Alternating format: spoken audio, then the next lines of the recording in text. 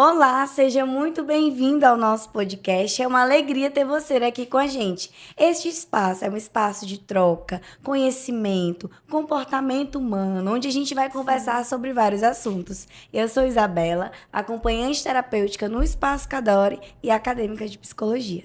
Eu sou Emily, psicóloga, e esse espaço foi criado para a gente compartilhar experiências e informações com vocês. E hoje nós vamos trazer um assunto sobre aquilo que é o que nos move, que é comer. Sim. E nada mais, nada menos, trouxemos aqui Stephanie, nossa Nutri Infantil. Me diga, quem é Stephanie? Primeiro, só queria agradecer pelo convite, para poder fazer parte dessa mesa maravilhosa e trazer conhecimento, porque o conhecimento ele nos move.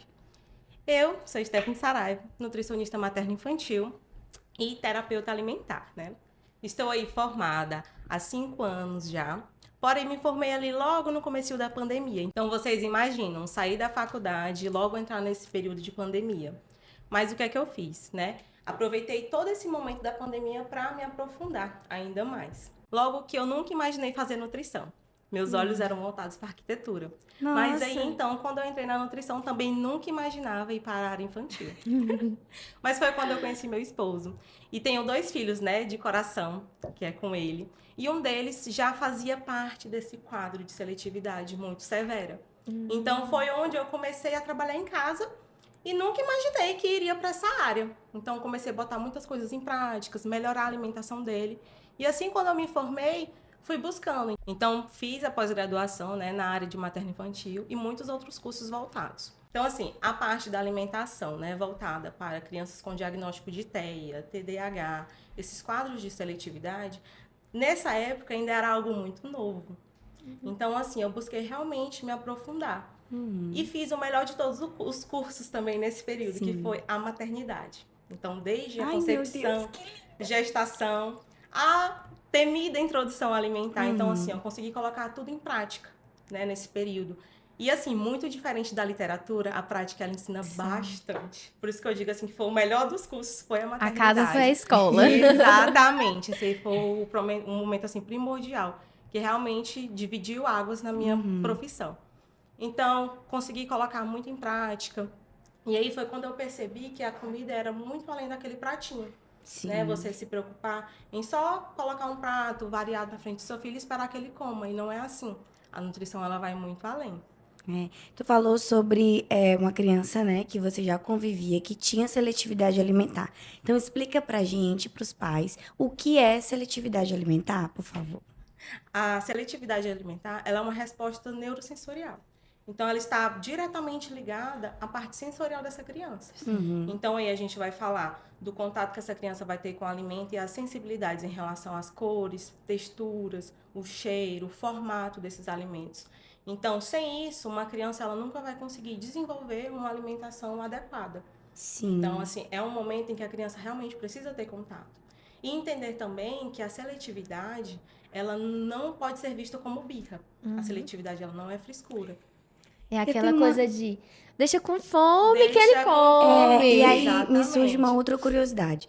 Como que eu posso? Eu acho que isso entra em um processo, né?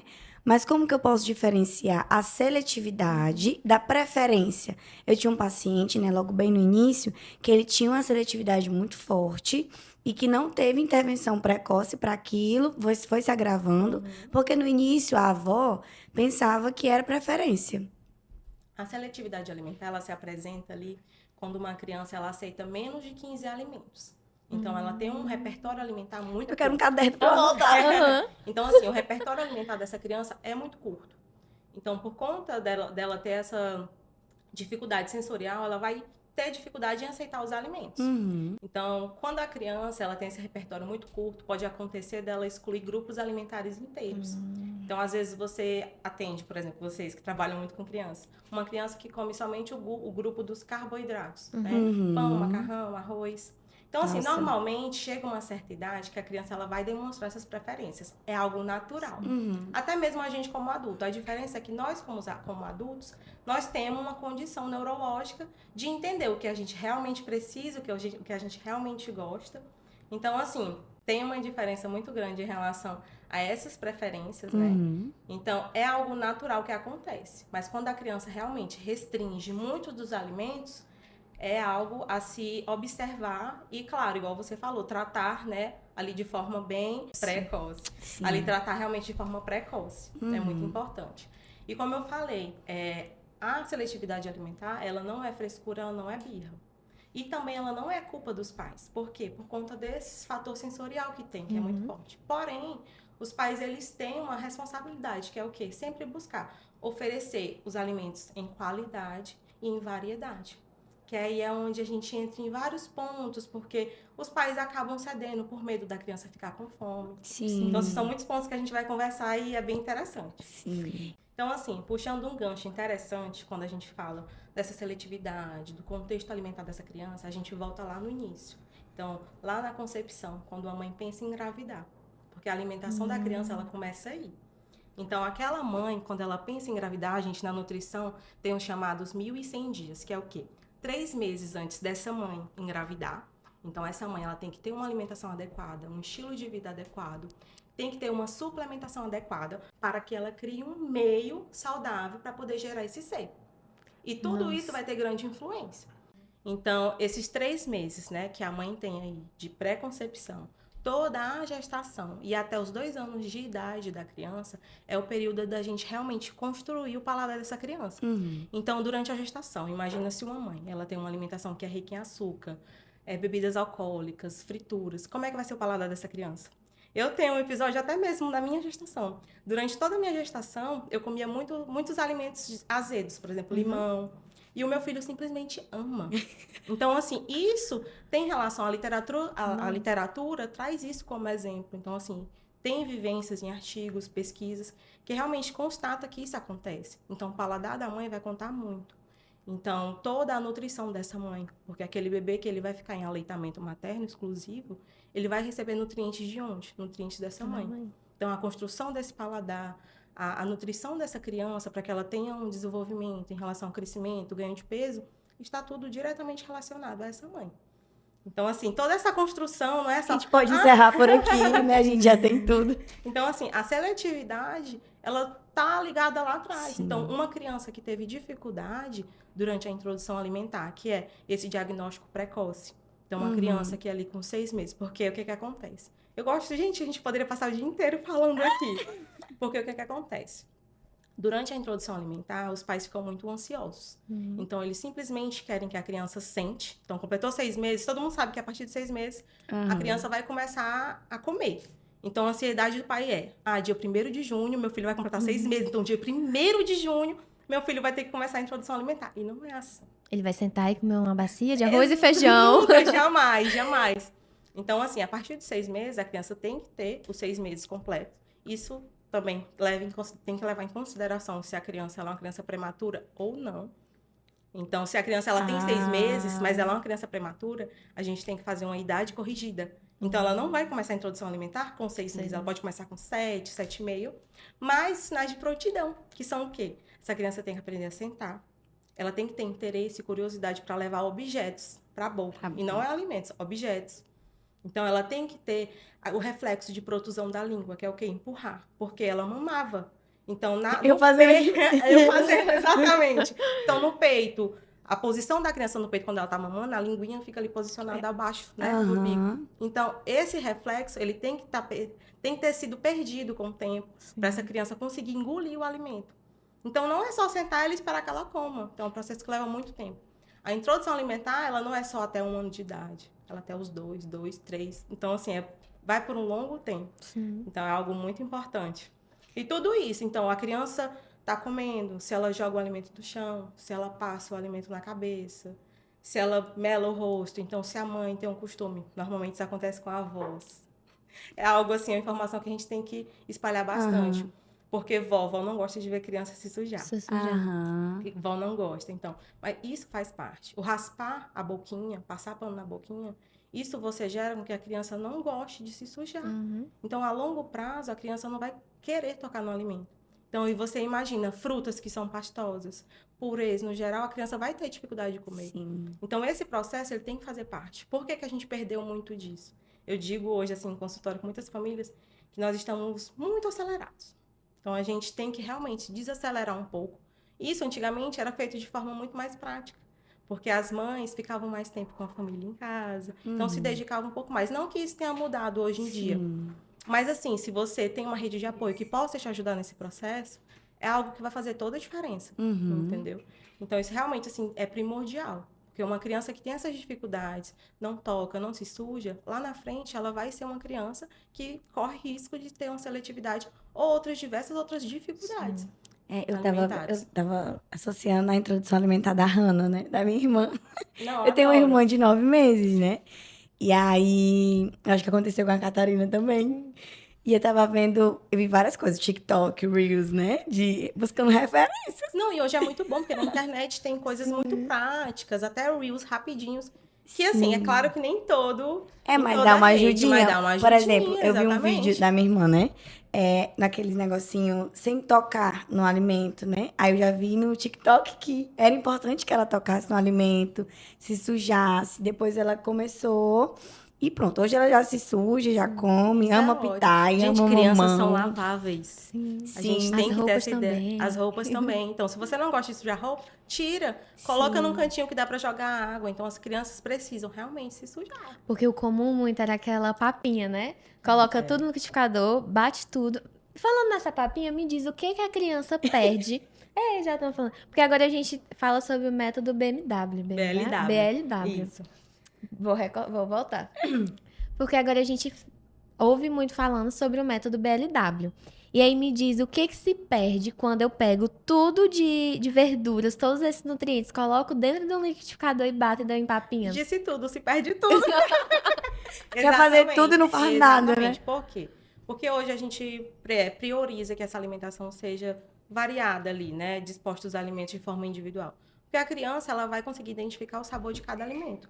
Quando a gente bate tudo no liquidificador, a gente perde tem isso. nada. Normalmente fica o quê? Uma papinha laranja, sem gosto, que você não sabe nem O do que é que tem ali dentro. O método BLW ele é muito bom porque além dele, né, a criança ter contato de forma individual com cada alimento, ela também consegue trabalhar muito a parte do manuseio, da mordida. Então, aí já ajuda lá na frente, na fala, na escrita dessa criança. Então, tudo tem relação.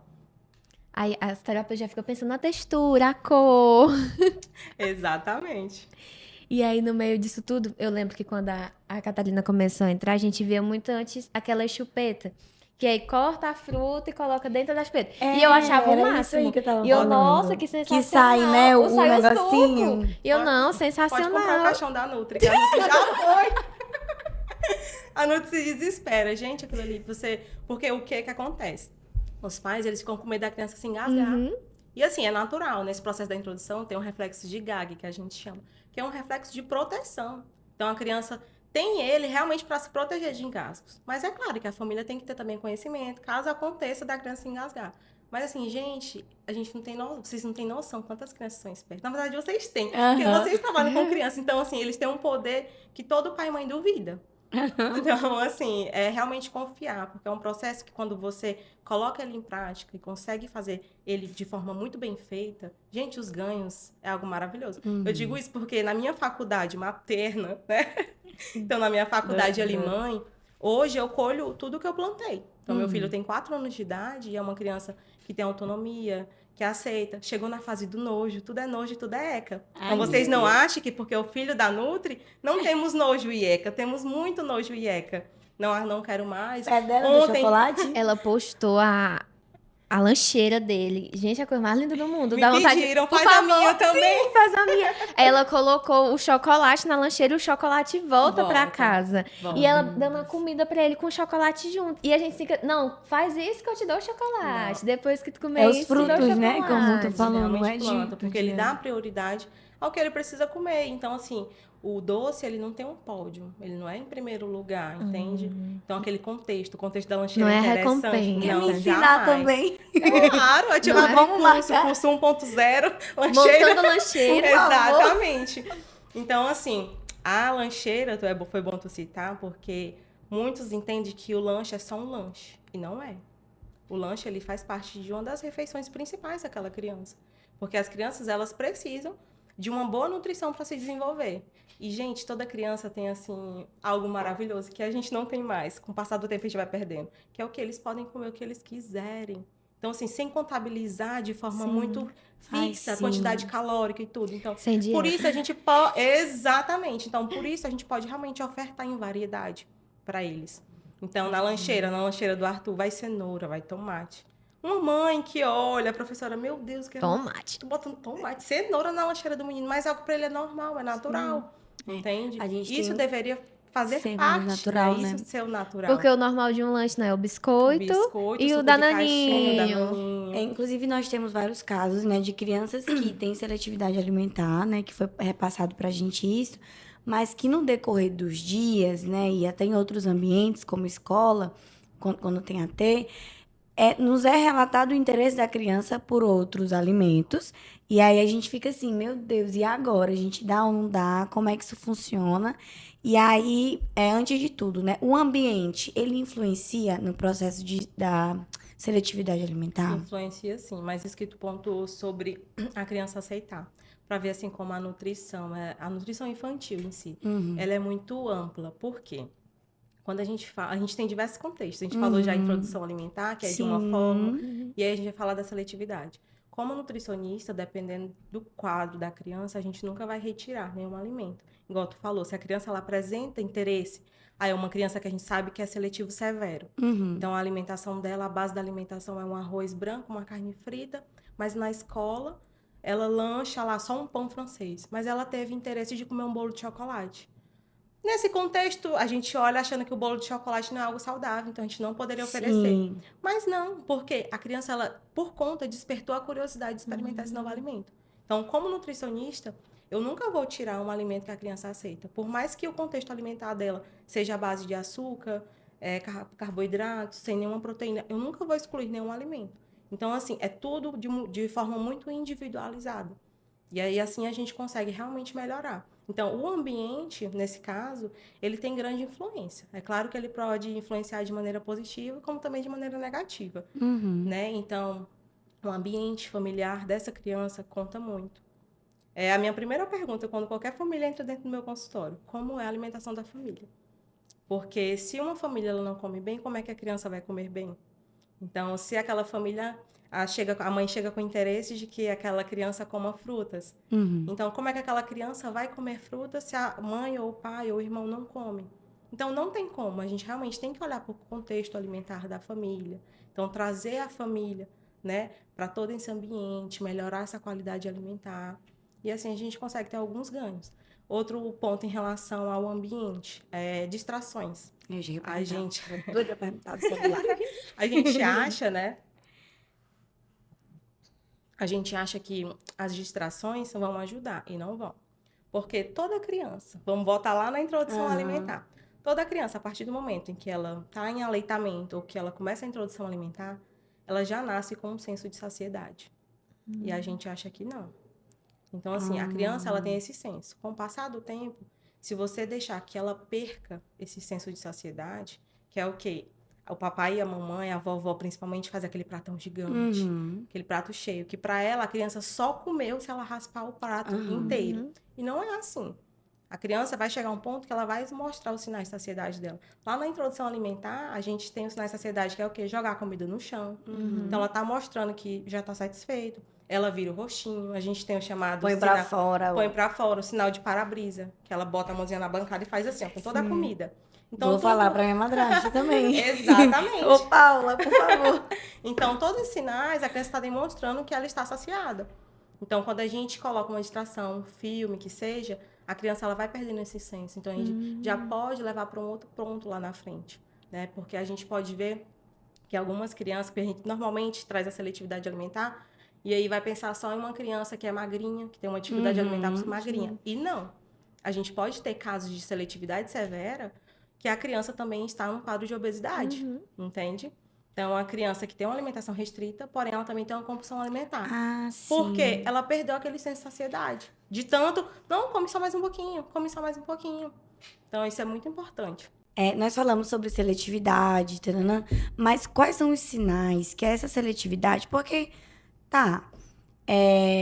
que a criança ela come um grupo ali dos alimentos, mas como é que eu sei quais são os sinais que isso está sendo prejudicial à saúde dela? Porque até então, se ela está comendo, está vivendo, está ok.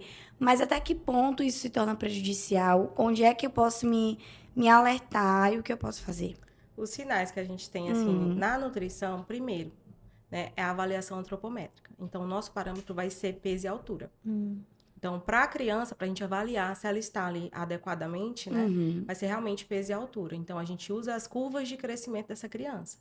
Então, a gente pega o peso e a altura, e nessas curvas elas vão mostrar se a criança está acima, né, do ideal, abaixo, ou ali de forma adequada. É o que antigamente na escola a gente aprendia de IMC? Exatamente. Gente, será que eu fiz isso? Eu aprendi na educação física. Isso, é exatamente isso. Então, a gente tem esse padrão, que é o IMC para altura, peso para a idade, altura para a idade. Então, tudo isso a gente tem como parâmetro para saber se a seletividade, se a alimentação dessa criança está afetando esse quadro de desenvolvimento dela, né? Sim. Outro parâmetro são os exames bioquímicos. É, que eu já ia perguntar. também. Exatamente. São o primordial. Graças, nós nutricionistas podemos fazer pedido. Então, através de toda essa análise, essa anamnese feita nos exames, a gente consegue identificar se essa criança está realmente recebendo o que ela precisa Nutrida, de nutriente para ter um desenvolvimento adequado. Que aí a gente volta novamente lá na mãe.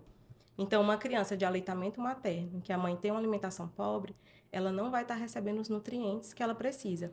Então, normalmente, a criança, a partir de 1 ano, ela faz o primeiro exame de sangue. Então, se essa criança ela tem uma vitamina D baixa, ferro baixo, quer dizer que aquela mãe está se alimentando de forma inadequada, ou suplementando de maneira inadequada, ou até mesmo nem tem uma suplementação. Então, essa criança vai, se precisar, iniciar uma suplementação e melhorar a qualidade alimentar dela. Um ponto interessante, né, uma curiosidade, principalmente para vocês, ATs, que estão aí muito presentes no cotidiano de algumas crianças, não sei se vocês já presenciaram. Criança comendo reboco, comendo terra, grama, massinha.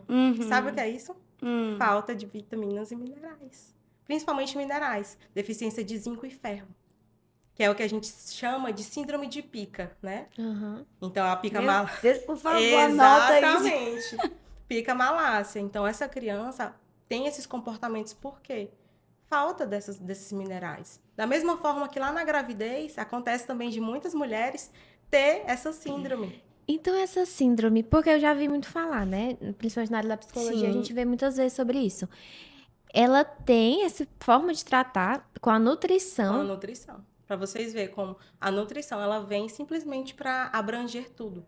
Eu até fiz uma postagem engraçada Passada. ontem sobre, né? Porque ontem foi o dia de conscientização da obesidade. Eu parei na informação da relação da falta de nutrientes. Então, assim, ontem eu fiz uma postagem interessante que eu dei como exemplo, né? Fiz uma analogia a um carro. Qual é o adulto que não se preocupa em botar um bom combustível no seu carro, cuidar da manutenção do seu carro? Então, por que eu trouxe essa analogia? Da mãe, do pai, da família se preocupar com o que dá para o seu filho. Então, não é só sobre encher a barriguinha dele, é sobre realmente nutrir essa criança. Entende? Porque sem uma nutrição adequada, essa criança ela não vai render, ela não vai ter um bom desempenho escolar, ela não vai render nas terapias. Nossa, Então, se é uma criança que tem, normalmente, a gente acha, chega uma família e diz, meu filho tem hiperatividade. E não era hiperatividade, era excesso de açúcar. Nossa, sim. Então, assim, Nossa. são muitos pontos. E o que eu vou fazer, meu Deus, agora? Aí o que eu faço? Porque assim, nós já temos você, né, no Espaço Cadore. Aí eu vou falar pra minha supervisora pra gente, né, pra falar com os pais, pra ir a nutricionista. Seria isso? Exatamente.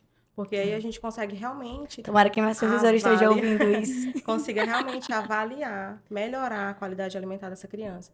Porque nesse mesmo gancho, né, dessa curiosidade, dessa síndrome da criança ter interesse em comer coisas que normalmente não são alimento, tem também aquela criança que está sempre muito sonolenta, muito fraquinha. Nossa, sim. Porque eu dei o exemplo da criança que come excesso de açúcar, mas uma criança que está muito sonolenta, não rende, então tá com uma deficiência de ferro muito Que foi o que eu grande. te perguntei essa semana. Será se é Exatamente. caso indicativo? Porque sempre é muito apático.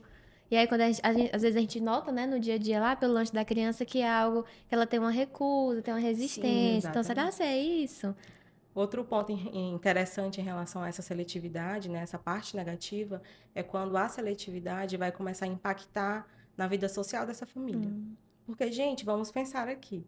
Igual quando começou, Emily, é o que nos move. É o que O nos comer é o move. que nos move. Uhum. Então, a comida, ela é social, ela é cultural. Quando você vai na casa da sua avó, ela prepara. Então, assim, é uma forma de você demonstrar o seu amor Sim. ali em relação à Sim. comida. Então, vocês aí imaginam uma família que tem uma criança seletiva severa, que não consegue ir numa festinha de aniversário, que não consegue fazer uma viagem. Por quê? É uma criança que faz uso somente da mamadeira. Então, como é que ela vai viajar, ir num restaurante e não aceita? É uma criança que você, por exemplo, se ela tomar, eu já peguei pacientes que tomam mamadeira e a criança só aceita aquele modelo específico Com daquela aquele mamadeira, bico com aquele bico específico. específico, Aquela cor. aquela cor, que é outro ponto importante. Então, assim, tudo está diretamente relacionado.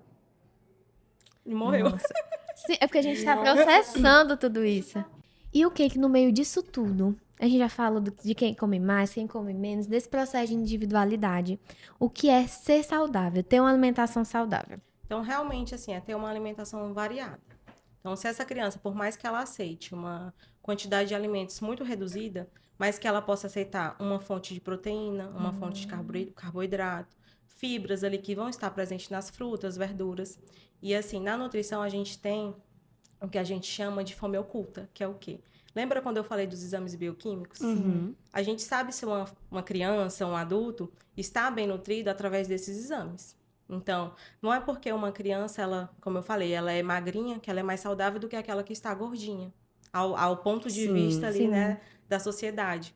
Então, muitas vezes, aquela criança que está gordinha, os exames dela vão estar muito melhores em relação àquela criança magrinha, né? Então, assim, o que que a gente tem que dar prioridade? Para o prato. O que que aquela criança come? Mas saber que, por mais que aquela criança seja uma criança gordinha e os exames delas possam estar adequados, que aquele peso não é real. Por quê? A gente vai ter aí uma criança que vai ter dificuldade de brincar, Nossa. de se movimentar. Então, tudo isso tem uma relação muito grande. Então, é melhorar, é fazer o quê, realmente? É melhorar o contexto alimentar dessa criança. O que eu gosto de trabalhar muito é começar pelo básico, que é o quê? Ingestão de água, prática de atividade física. Então, gente, criança precisa se movimentar. E hoje a gente vive, infelizmente, num mundo onde as crianças estão na frente de uma tela. Então, assim, a criança precisa ter. Então, aquela criança que está ali num quadro de obesidade, não tem como ela conseguir perder aquela gordura que está ali armazenada se ela não se movimentar. Porque a gente consegue melhorar com a alimentação. Então, ela vai estagnar no peso e, com o passar do tempo, quando ela estagnar e manter aquele peso, ela vai começar a diminuir o peso. Isso só com a alimentação. Mas para que ela realmente melhore esse contexto da obesidade, ela precisa colocar a atividade física ali em prática. Então, a família precisa manter essa criança muito ativa. E no meio disso tudo, a gente viu que esse processo de seletividade tem questões comportamentais da alimentação, a textura. E aí você falou lá no início sobre terapia alimentar. Exatamente. Me diga, o que é que no meio desse processo de terapia alimentar, quais as estratégias podem ser usadas por você, junto com a família? Principalmente, né, de forma inicial, a gente tem o quê? A identificação do padrão alimentar dessa criança. Então, normalmente, quando a família ela chega, apesar dela querer que a criança, por exemplo, coma uma cenoura, se eu identificar que o padrão alimentar daquela criança que já está ali com um quadro de seletividade é um padrão alimentar por alimentos brancos, vai ser impossível de incluir aquela cenoura, porque Que ela tem laranja. laranja, exatamente. Então, aí a gente tem que partir para os alimentos de cor branca. Então, couve-flor, batatas. Então, variar. Ovo, carne branca, peixe, no caso, frango, peixe. E variar em relação a isso. E a partir daí, a gente começa a aumentar a exposição de forma gradual desses alimentos.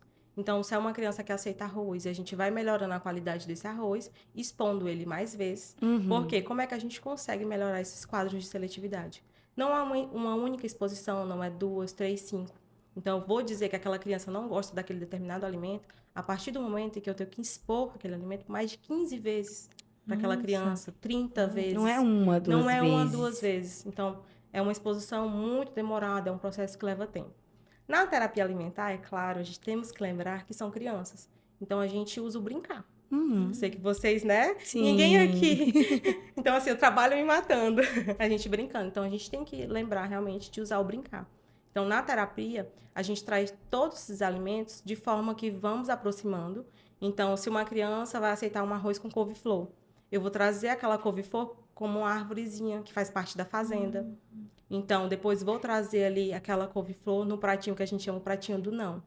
Em casa, a família vai ter ali o prato onde a criança vai comer e fora do prato a gente vai ter um ambiente que a criança não vai tocar. Mas aquele alimento ele vai estar sendo exposto ali. A aproximação sucessiva. Exatamente. Então, é algo de forma gradativa, que a criança não vai sofrer, não vai ser frustrante para a família. E a família entender que esse processo, ele tem que ser leve, não precisa ser algo que realmente estressa, que muda o ambiente familiar, ajuda de uma forma muito melhor. Outra coisa também que eu trabalho bastante em consultório, baseada na terapia alimentar, é incluir essa criança.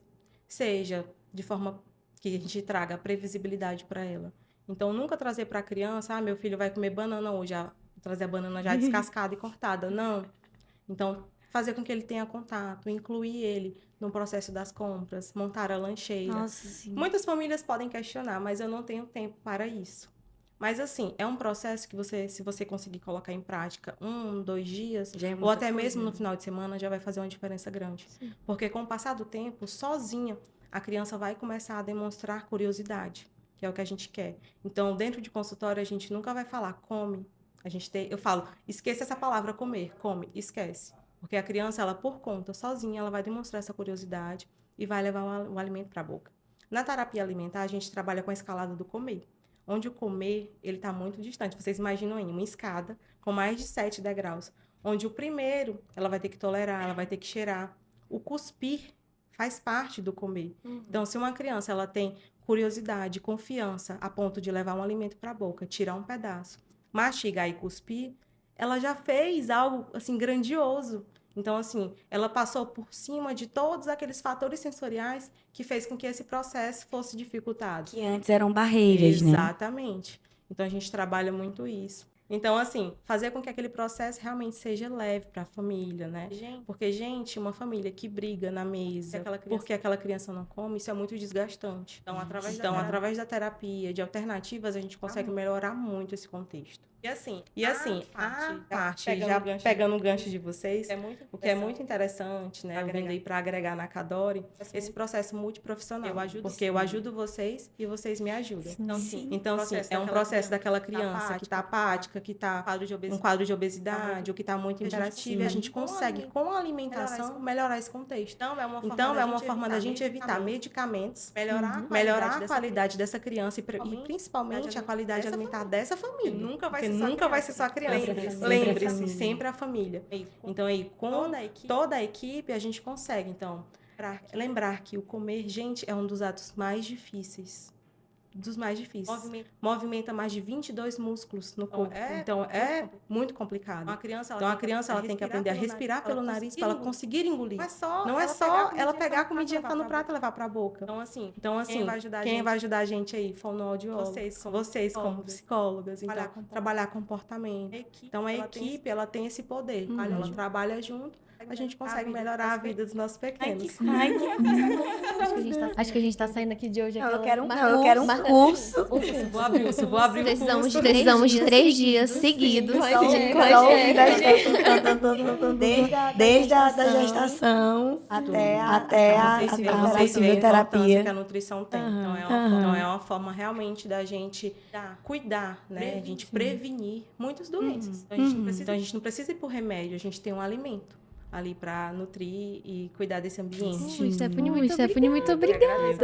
Nossa, a gente agradece muito por compartilhar com a gente tanta informação enriquecedora. Eu acho que vai agregar muito na vida assim, de todos. E aí muda a nossa visão também em relação a algumas coisas. A gente começa a ter um olhar mais e até desperta uma curiosidade também para pesquisar mais sobre isso, né? Porque a gente pesquisa sobre tantas outras coisas, pensando que comer era muito fácil. E ensinar outra pessoa a comer também.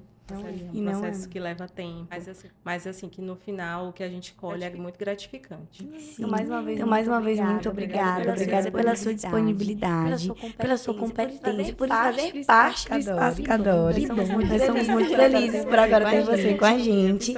E se você quiser nos visitar, inclusive, faça-nos uma visita. Nós estamos na rua São João, número 2023, na Nova Imperatriz. Nos siga nas nossas redes sociais, @Espaço Cadore. Se inscreva no nosso canal. E é isso. E até o próximo. Tchau. Beijos.